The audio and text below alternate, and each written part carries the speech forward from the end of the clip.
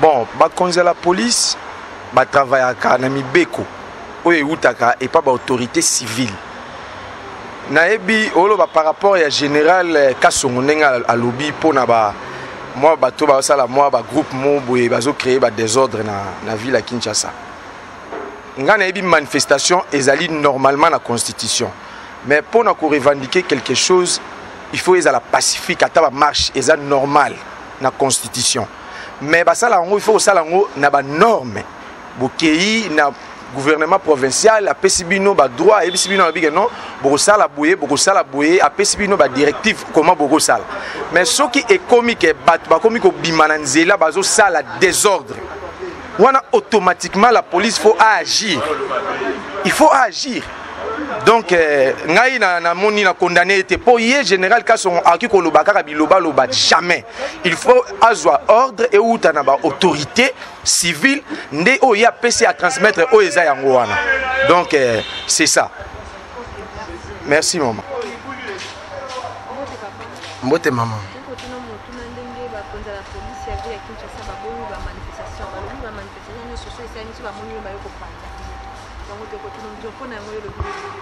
Bon maman, droit à manifestation et dans la carte de constitution na biso.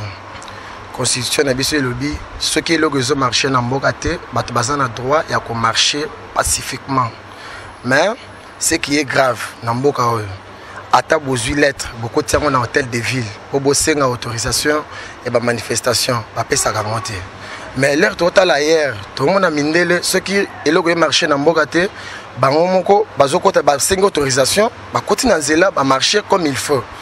Même avant papa Tshisekedi akufa ezana marche moko esalama dernièrement marche wana ezana marche pacifique mais gouvernement tinda ba soda ba empêcher batu ba déranger batu na nzela et pesa maman na trouble ba kanga ba combattant lelo colonel Kasongo alobi soki batu ba manso soit kuti même ata 5 personnes na nzela ako disperser ba maman nanga mais où est dictature na kati ya mboka oyo c'est pas normal toza ba congolais toza na droit ya ko manifester soki makambo ezo simbate na mboka eza droit na biso ya ko pekisa biso te soki akuti 5 personnes na nzela ako disperser bango wana ko mi dictature ye na chef de l'état ba revoir mokano o ba ochozo oyo dernièrement ba ochozo so makambo ya donc bato ba ko sangana te ba so la pona makambo politique donc tout ça biso peuple congolais toza nango d'accord te atamuke.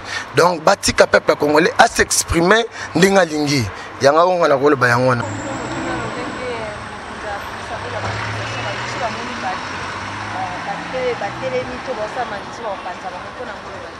Bon pona ngana ko loba ke liberté ya mutu nyonso na posa à s'exprimer par rapport ya liberté na yo eza sentiment.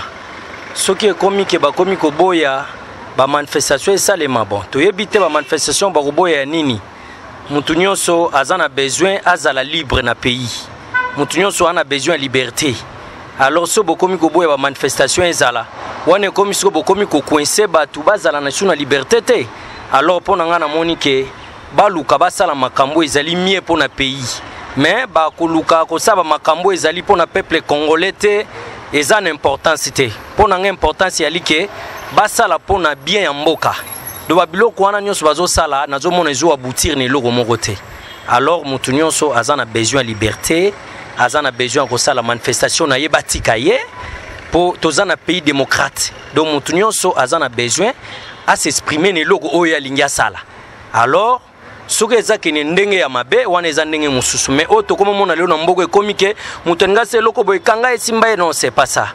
En fait, on a besoin que Moutounion s'exprime bien calmement. Tous en pays na biso Congo. Alors Moutounion a besoin de liberté. Il y a ça les locaux yazana mboka na yazala calme. Donc c'est ça en fait n'engana loba. Donc pour n'engai intervention wana pesi. Merci na chaîne Abino Canal Kin. C'est bon.